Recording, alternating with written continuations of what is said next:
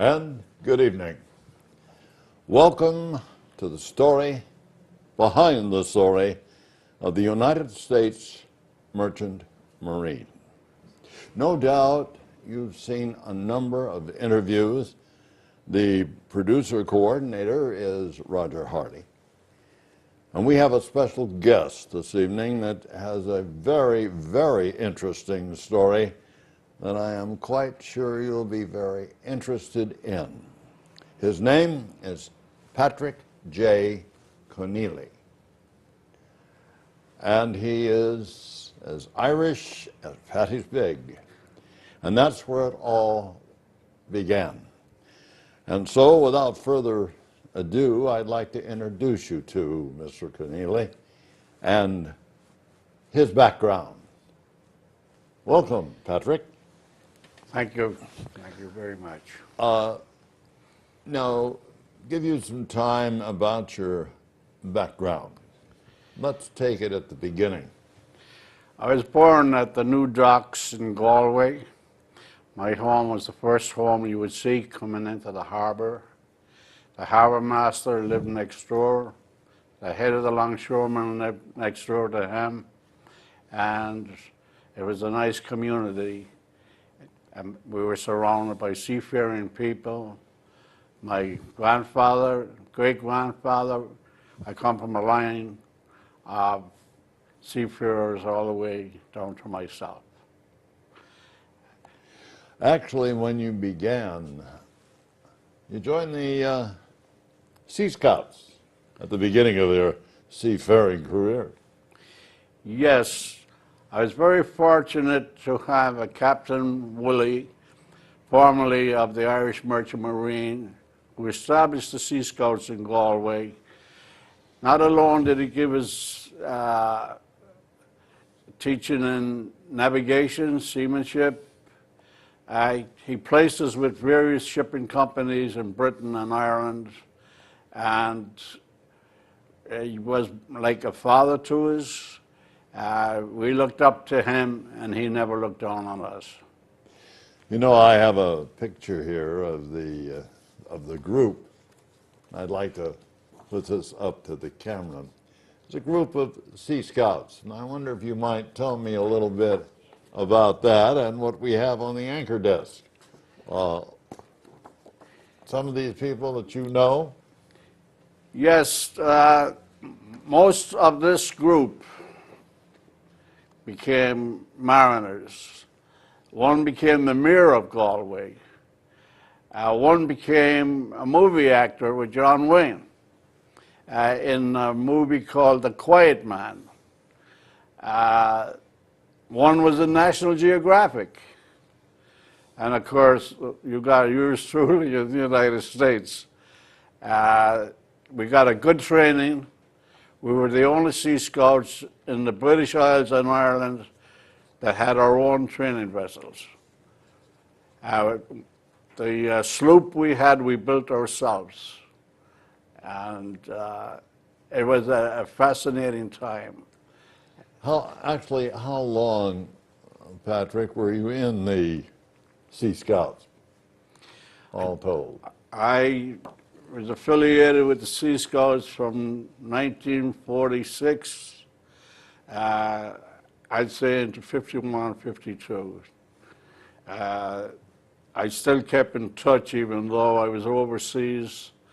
And when I came back after being in the United States, my captain said to me, "You know, you never lost your Irish accent." And he was proud of that.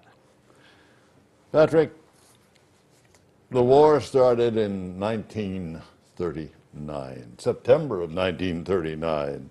War was declared by the British against Germany. Winston Churchill demanded that our southern ports threatened to blow them off the face of the earth. And to comply. Now, you're a young boy. You want to give us a background on 1939 and the war? September 2nd, 1939, the Atenia, a British ship, carrying American passengers on our way to New York was torpedoed, and this brought us in Britain into the war. Winston Churchill demanded our southern ports at the time would take drastic action against the Irish Republic. And our president, de Valera, who was born in New York, said, "We are an occupied country. We're already occupied. We are going to maintain our neutrality, and if Germany should attack, we will defend our country to the last man." Also, Mr. Churchill, you have to look to your right and see who's in your 8th Army. Look to your left and who's in your Merchant Marine before you fire a single shot at the Irish Republic. And Churchill backed off. Hundreds of thousands of young Irish men and women served in the British forces. And they served well, honorably, and we lost a lot of men. And we had to form our own Merchant Marine because we didn't have a Merchant Marine. Most of our goods were brought by British ships. So the Irish shipping was formed in 1939. And that was the beginning. That was quite a war. I imagine, as you said earlier, that people had lost a lot of men relative to that. Was the Merchant Marine then active within that also with the troops? The Irish ships that we attained sometime would go into convoy, and sometimes they were given the least protection because of their neutrality. Sometimes they sailed alone. They had the Irish flag amidships, on the quarter, on the bow, topside on the wheelhouse. But even then, neutrality didn't mean much to some people. They attacked. And the U-boats were very active off the west coast of Ireland, for that was the western approaches to Britain and Ireland. And as a young boy on the trawlers, at times we could hear the U-boats at nighttime, the wolf packs generating their engines, and we knew that it was bad. Then actually, Patrick, it was a threatening factor with the wolf packs, the U-boats, on the coast of Ireland. Not alone did they have the wolf packs off the west coast, you had the Messerschmitts. They sometimes came out of the sun and attacked fishing boats as well as merchantmen. And even the Irish Republic, Dublin was bombed one night. Britain claimed that it was the Germans did it, the Germans claimed it was the Britain, but they both paid compensation. Because you have to remember, the north of Ireland, only 150 miles away, was bombed nightly, because most of the troops, that's where they landed, from Canada and from the United States. But our fire engines in the Republic used to go up to put the fires out, even though we were neutral. I see. And our merchant ships picked up a lot of Allied crews that were torpedoed, and a lot of times German crews outside of the Bay of Biscay, and they were interned for the duration of the war. I see. You know, we were speaking one thing in our next segment, and you had mentioned that regarding the war was trawler time. But there'll be more in a moment. But first, this message. And welcome back. As you may know, I'm sitting with a gentleman by the name of Patrick J. Conneely, merchant mariner. And we've started with his background when he started as a Sea Scout on into the war, 1939. And now we're going to talk about something that he is extremely interested in because he is a part of it. It's called, and as you see it, the trawler. So from 1941 to 1947, during the summer months, he sailed with his father, who was usually skipper and engineer. So I'm going to turn this back to Pat again and get the information on the trawler and the sea. Pat? Yes, Jack. Tell us about it. This trawler belonged to a family, the DeLargys of Galway. She was 78 feet overall. She had a Gardner engine, which started with gasoline and switched to kerosene. She was a trawler that fished for ground fish mostly, with a net that was made from manila. There was no synthetic gear in those days. The nets at times would rot. Sometimes they were torn badly on rough grounds off the west coast of Ireland where the Spanish Armada was wrecked. She would tow the gear until the baggage began filled, and then the engine couldn't handle it, then the sails would take over. It was hard work. You had a hand winch. My job was down in the hold, coiling down the towing warp for the net. And I'll always remember that water coming down through the spurling pipe and it going down through my armpits, that salt water, and it would be cold, especially in the winter. My job was on deck boxing fish, labeling fish, sorting out, and when I wasn't doing that, I was working in the galley, getting the kettle and having the tea on for the crew. The work was very hard, but very rewarding, and I would never have had it any other way. You know, I said at the beginning, Pat, sailed with your father.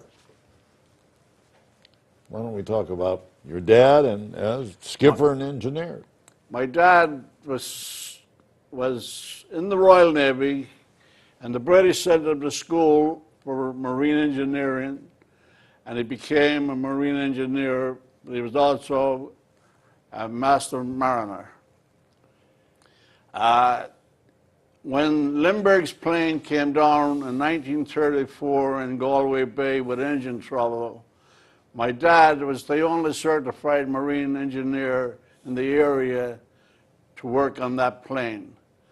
I've had pictures of that plane in commercial dock in 1934 with Lindbergh, his wife, on a seaplane with co-pilot Cunningham.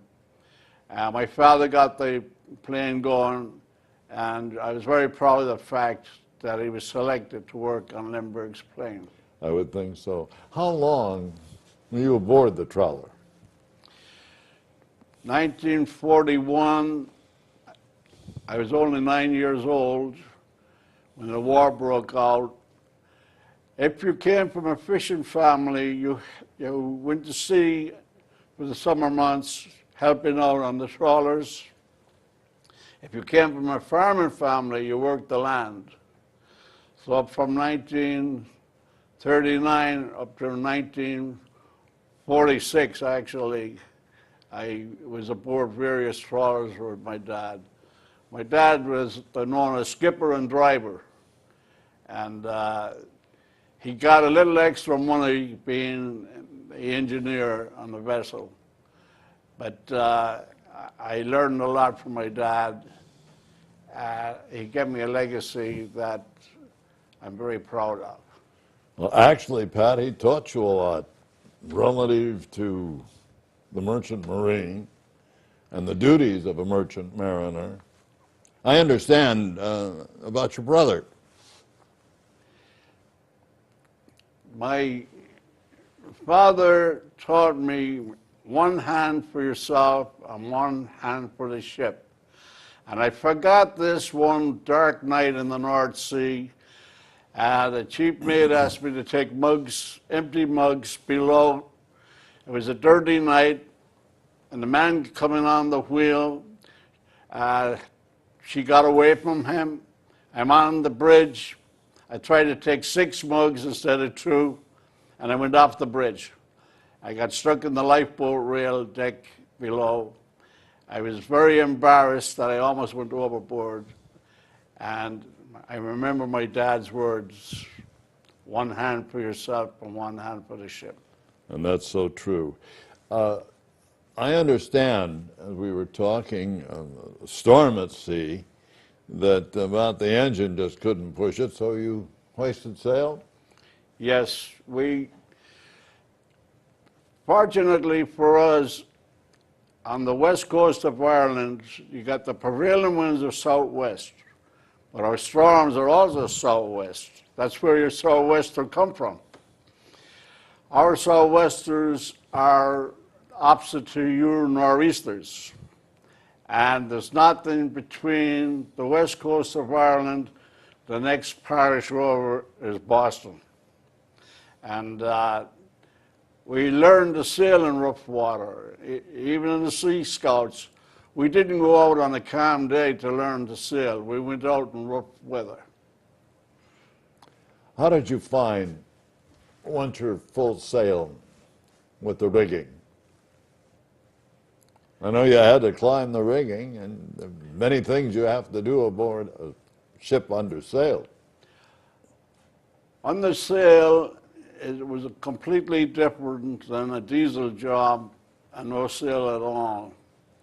You had to be aware of your surroundings at all times, especially you have to go topside to reef down.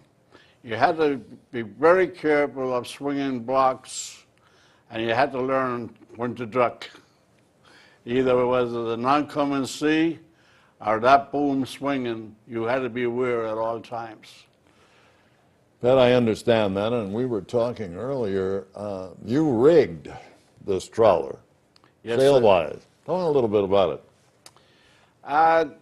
The trawler itself was built in Galway, Ireland, and when I knew I had to go before the cameras, I looked at the rough rigging and I said, this can't go before cameras.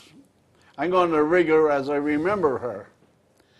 And the last couple of weeks, I worked up to 3 or 4 o'clock in the morning, doing the rattlings, the shrouds.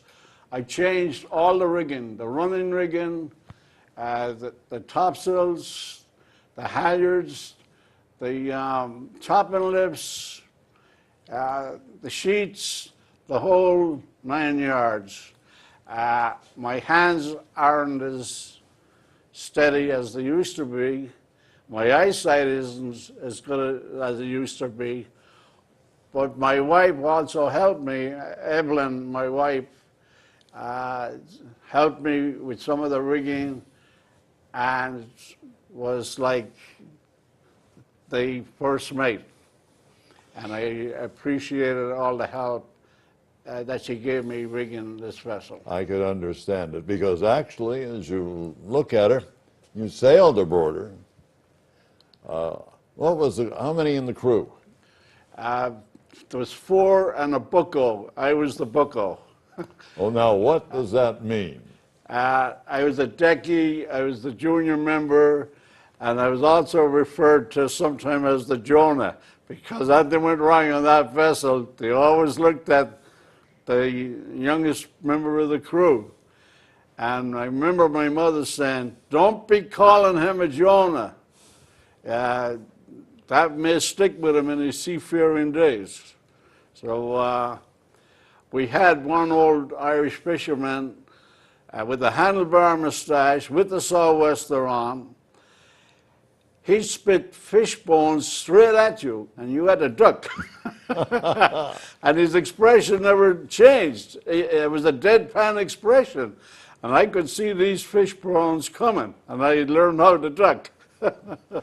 How long did you spend aboard this trawler?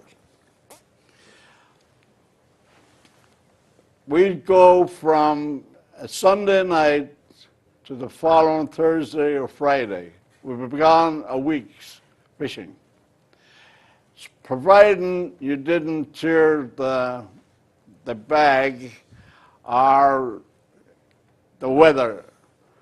The weather, sometimes you'd be windbound, and we'd put into the Iron Islands off the west coast, or 30 miles off the Galway coast, and we'd shelter there for the night. If fishing was good, usually in the spring, we might be in 3 days. Sometimes, if fishing was slack, we would continue to fish maybe into 10 days, providing we had enough of food or grub on board and fresh water. And then sometimes the fishing would be so good, we would hail a passing freighter, a steamer, and we'd put our fish aboard the steamer who would take it into Galway for us, so we could continue on fishing. Oh, I see. So you spent some time on that trawler. There's no question about it. You know, I noticed that she was a lucky vessel. Yes. During the war years, the mines, the Irish Sea was heavily mined, but also the West Coast had mines that the Germans would drop, and these mines, they were acoustic and sometimes magnetic. And at one time, not on this particular trawler, on another trawler called the Lord Marmion, she had been a former North Sea pilot cutter. And my brother was lookout, and we were after hauling back the gear, and I emptied the cot end. There's fish all over the deck, and it's like 5 o'clock in the morning with a haze when we heard him sing out, "Mine dead ahead." I have never seen a wheel go over so fast as my father went hard to starboard. If we had the gear out at that time, we would have ended up like the Neptune, which got a mine in her net, and all hands were lost except the lookout, who later on became kind of deranged. He became a derelict. And my brother saved our lives that day, there's no doubt about it. And that mine, I looked at it, and there was a black-backed seagull up on top of it in a big North Atlantic swell, and every time the swell would pitch him off, he'd get back up there. I said, he's going to have the thing blow up. We called the Irish Army when we got in, because we didn't have a radio telephone in those days. And the Army sent out sharpshooters and blew up that particular mine. We were fortunate. That's the story behind the story. And as our viewing audience looks at the trawler, you can get a pretty good idea. The roughness of the sea, the calmness of the sea, the fishing in the sea. More in a moment. We'll be right back. And welcome back. As you may know, we're in the story behind the story of the Merchant Marine. And that is Patrick Conneely. And now we're going to go on to another era. Pat had been aboard a rally in Glasgow, Scotland. and he was in the North Atlantic. And there was no food, no fresh water. And so let's talk about that, Pat. What happened and where were you? We were outward bound for Hamburg, Germany. The weather was severe. Actually, there was a surprise storm in the Atlantic that lasted 3 days. We had lost all power the first night. Luckily, our cargo didn't shift, but we lost all communication with the Home Office. Our generators failed. We were flying NCs, which means not under command, 2 red lights from the masthead. The seas were clearing our masthead at 80 feet. When we lost our power, we lost the NCs, our electricity, so we had to run up kerosene lamps. The kerosene lamps were several hundred feet away in the forepeak. In order to get to the forepeak, our captain, our Scottish captain, said, I can't order you to go to the forepeak. We need volunteers, and I know you'll volunteer. And I had a young Scottish kid from the Hebrides, from the islands, said, I'll go with you, Pat. We go about 10 feet, hang on to a storm lashing, take a deep breath, run to the next storm lashing, take a deep breath, and the seas were completely awash. So we got to the forepeak, and the kerosene lamps were already trimmed. They had the oil on board, but we could not get down the electric lights, the NCs. The sea was tremendous, and the winds had laid up the halyards like laying a rope, and we could not, no matter what way we tried, we could not get down those lights. And with that, we felt a motion, a pulsation, and the ship swung into the head seas. We had power back. We limped into Hamburg, Germany, and I couldn't believe when I went below decks, the metal lockers where my clothes were hanging up that were ripped out of the bulkheads, the overheads were hanging down. All the change I had in glass jars came adrift and smashed all over the steel deck. We were 7 weeks fitting out in Glasgow, Scotland. It was a night to remember. The Princess Victoria went down that night, mostly women and children. There was 1,800 people drowned in Holland. The dikes let go. A ship called the Seabrook, astern of us, was lost with all hands. That storm stalled for 3 days, and we drifted into the old Dutch minefields. And our captain said, it's not the storm has got me worried, it's where we are. We're in the middle of these old minefields, and every winter those mines are still active and they break their moorings, and this is what got me worried. Somebody asked me, what was it like out there? I said, it was like looking up a mountain and seeing sheep coming down the mountain, except the sheep were breaking crests of waves. A night to remember. Quite a story. You know, you have a story from 1952. And that's one time you fell asleep on watch aboard a merchant ship. Yes, part of my job was to slack off on the lines as the tide ebbed, and to take in the slack as the tide came in. And part of my duty was to call the cook in the morning at 5 o'clock. It's summertime. I'm young. I'm in my teens. I laid down a coil of rope and I just went to sleep. The pigeons woke me up cooing in the morning, and it's daylight. I ran to the galley. The fire is out in the stove.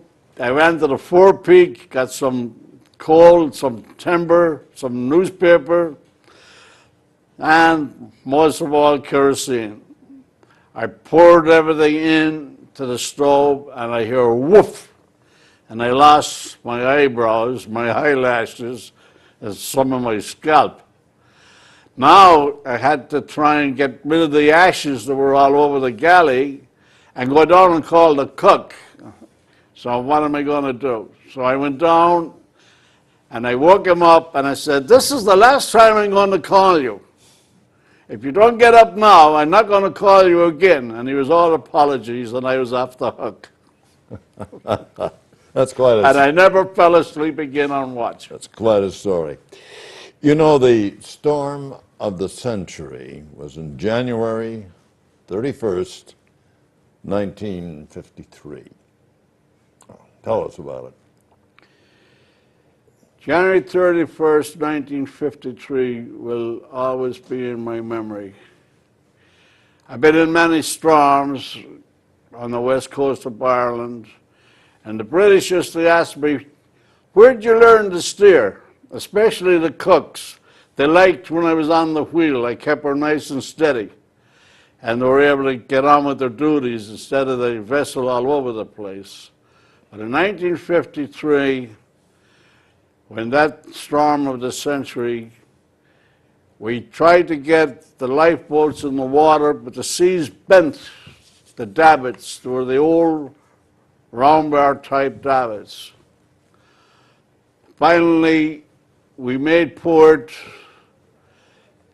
The devastation around us, we could not believe. There was seaweed 5 miles inland hanging from trees. That storm was so severe. I can't believe to this day that we survived. And my daughter in Newton, Massachusetts, asked me, she was going to do a paper on the storm of the century, and I said, January 31st, 1953. She said, "How did you know that, Dad?" I said, "I was in that storm." And on top of that, I was watching a preview of The Perfect Storm. I was going to mention that, the perfect storm. And they showed the storm of the century in comparison. And my wife and I went to see The Perfect Storm, and when we came out of the movie house, she said, "What do you think?" I said, "They screwed up when they made that movie." She says, "Why?" I said, "It's the sound on the wind was not there." I said, "The sound that I heard in the rigging was like an organ playing a requiem. It would make your scalp crawl, your skin crawl." And I remember our Scottish skipper saying, "Aye, she's coming on, boys. She's coming on. And she's coming on strong," which she did. But we survived. And you survived it. That's quite a storm, and actually in a relationship to the storm of the century, to the perfect storm. And I'm going to utilize the terminology. I think that you people aboard that vessel went through hell. How long? How many days? 3 days. 3 days of the storm. 3 days. We were posted missing. The Home Office sent a wire to the skipper's wife in Belfast, Northern Ireland, saying ship presumed lost with all hands, because we had no communication. We lost all power, all radio communication. And my sister, 2 sisters in the convent, one became Vicaress General in Rome. They had everybody in the convent praying for us, but maybe the prayers worked after all. But I will never forget that terrible storm. And not, even to this day, at nighttime, when I hear the wind howling outside, I can visualize, I say, God help those mariners out there tonight. I can see your point. Now, we're going to move on to life in America, 1953. 1953, October 1953, I came to the United States. I was going to come here for a year to my girl whose family owned the island fish market on Nantucket Island. And I said I'd give it a try for a year, and they had just enough work for themselves on the island, not to try and take care of this Irishman. And I took some shore jobs that I didn't like, and I returned to Ireland and went back to sea for a while. And then I felt my love for my Irish wife and my love for the sea. There was a tug of war going on there, and she won out. And I came back to the United States, and I started working for myself as a small contractor. And finally, I got myself a lobster boat and was fishing 540 traps. I was happy. I was doing what I like to do. And in '78, we know what happened, that terrible storm. I lost a lot of gear, all my gear, but I had my life, and I survived. And I remember my sternman saying, we're 10 days windbound, my rent is due. I said, my mortgage is due, let's go. So we went out, and the first big gray one took all the spear lobster traps off the pilot house. The next wave took all the glass out of the pilot house. And then I looked back, my sternman was gone, and my heart jumped. I said, my God, I got to call the Coast Guard. I lost a man. And then I seen the tip of his cap coming up from behind the bait barrel. And he said, what was that, Cap? I said, we have no glass now, so we'll head for the fishing grounds. We don't have to worry about the glass. And we did. And we came back with a lot of lobster, and the price was up. But then '78, we got wiped out. You know, actually, Pat, going through this with you, the story behind the story, it's extremely interesting. The trawler and all the other experiences, that great storm. And now we're going to move on to back to Galway City Museum. You want to tell us about that? I got thinking, my captain that taught me navigation, seamanship, and put me on a course in life to better myself. And I thought he shouldn't be forgotten. And the more I thought about it, I said, I got to do something about it. So I corresponded with another former Sea Scout, and I said, can you get pictures of the group when we were Sea Scouts and when we were young?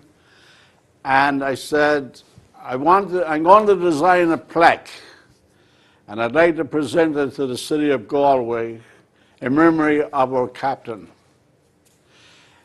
He should not be forgotten. As a matter of fact, he taught us a jingle for piloting, which today is used at Braintree Yacht Club by the Coast Guard Auxiliary. It's a jingle I was reciting one day, and Peter Summers, who runs the auxiliary, said, would you put that on paper? And it went like this. When two lights you see ahead, port your helm, show you're red. Green to green, red to red, perfect safety, go ahead. When to your starboard red appear, it is your duty to keep clear. For when in danger with no room to turn, easer, stopper, go astern. When upon a port to scene, steamer starboard light up green. There's not much for you to do because green to port keeps clear of you. Both in safety and in dollars, always keep a sharp lookout. But when in danger with no room to turn, easer, stopper, go astern. You know, we were talking about that plaque. I'd like to hold it up and get a shot of it. Here, you want to hold that up for us? Right, right there on that camera. And that is the plaque that you had, right? Yes. That is interesting, with the Sea Scouts and the plaque. Now, this plaque is in the museum, is that It is correct? in the Galway City Museum. It was in the old museum, but they built the new museum and it's there. Now, this is the presentation of that plaque. If you want to hold that up for me, there you Yeah. are. And that's the presentation of that plaque. Yes.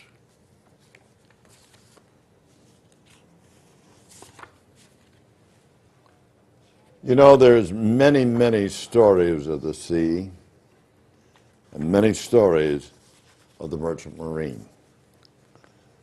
Stories, unfortunately, that not have been told. There's a tremendous amount of interest taken now to the men that sailed, the story of the sea.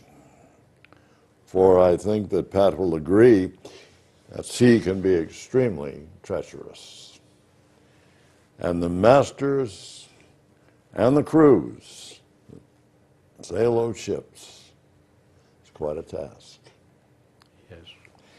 Pat, I have a picture here of you and your grandson and the plaque, and I want to hold this up. We can get a good shot of it. And you want to tell me a little bit about it? That picture was taken in the old Galway City Museum. That museum was the home of Winston Churchill's niece, Lady Sheridan, and she was a sculptress. But she was also in the Sahara doing cloak and dagger work, World War II. Oh, And she used to wear a long flowing gown. And finally, there was a chemical factory there that drove her out of there from the fumes that used to come when they get a northerly wind. But that museum goes back, the history there goes back hundreds of years. The curator there is a former Irish Lights lightkeeper. He told me one time about the surrender of the U-boats. And a U-boat commander came to the lighthouse in the south of Ireland with some of his officers. He handed his Luger over to the lightkeeper. He said, "We want to surrender here to you guys." And the local harbor master said, "Do you know how much work you're going to generate here for us? Now, why don't you go to the next town?" He says, "They're a little bigger than we are, and they can handle it." And he wouldn't take the Luger. he wouldn't take it. He wouldn't take the Luger. You know, really, as we sit and have been previously on other interviews and reminisce, a lot to talk. Well, one thing I'm going to talk about, Patrick writes poems. And he has a number of poems soon to be on display. But one particular poem that he has here that I want him to read, and it's called A Sailor's Grave. Pat? Thank you, Jack. I had lost a good friend at the yacht club, and it was 3 o'clock in the morning, and I had gone down to the 4th of July parade at Plymouth Harbor, and they dedicated all kinds of tunes to the armed forces, but the Merchant Marine was not mentioned. And I said to my wife, Evelyn, I'm going up there, and I'm going up to the maestro, and I'm going to ask him if he ever heard of the Merchant Marine. At that time, I did go up, and he said, well, the Merchant Marine doesn't even have a song. And I said, well, we could go with Roger Whittaker's song, The Last Farewell. He said, I'm going to write that in the book, and the next 4th of July, we will do something. Anyhow, I lost this good friend at the yacht club. I got thinking at 3 o'clock in the morning of him, and I was taken to the Merchant Marine. I said, well, I'm going to write something. So this is what I wrote, and it's dedicated to the Merchant Marine, both the Irish and all Merchant Marines, but particularly to the American Merchant Marine, who sadly came at the short end of the stick when everything was said and done. They lost more men than all the combined forces of the United States, yet they never got the recognition that they should have got. But this is what I wrote. There are no flowers on a sailor's grave, for he sleeps beneath the restless wave. Far from the land, 1,000 fathoms deep, his life now over, no watch to keep. His sailor's grave is far from the family he loved so well. Come winter wind and winter gale, no one survived to tell the tale. That is why there is no flowers on an ocean swell, for the sea does not give up its secrets, and the sea will never tell. And that is the sailor's grave. Beautiful. You know, as Patrick talked about the Merchant Marine, 1965, Congress adopted that the United States Merchant Marine now will be a part of the armed forces. It's a beginning, but it's been an awful long time in coming. For they contributed so much, and as far as praise was concerned, so very, very little. Patrick, I want to thank you very much. This has been extremely interesting, especially your poem, The Sailor's Grave. I want to thank you for coming, talking of the trawler, talking of many of the areas which you participated in. It certainly has been a pleasure. Now, is there anything that you would like to say before we close? I got to say, God bless America from sea to shining sea, and the men of the Merchant Marine that sailed upon it. Thank you. Thank you. Matt, thank you.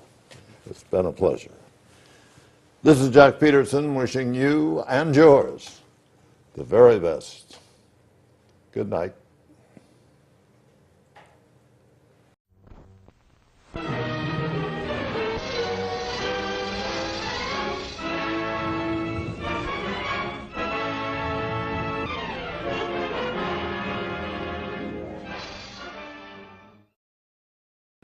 Production support provided by Medfield.tv. Access to our community.